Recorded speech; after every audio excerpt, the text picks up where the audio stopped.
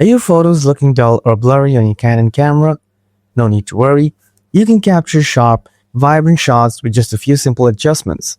In this video, I'll walk you through easy settings and tips to ensure crisp images with rich colors every time you shoot. Let's dive in and get started.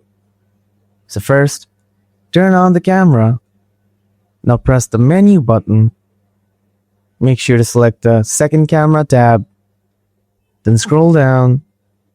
Select the picture style. Then press the set button. Now select the portrait. Now press the info button next to the menu button. Now change the sharpness, contrast, saturation, and color as you want. For example, I want to change the sharpness. Press the set button.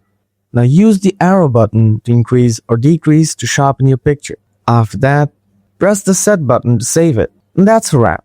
Now you know how to capture sharp and vibrant photos with your Canon camera. I hope you found this video helpful. If you did, don't forget to give it a thumbs up.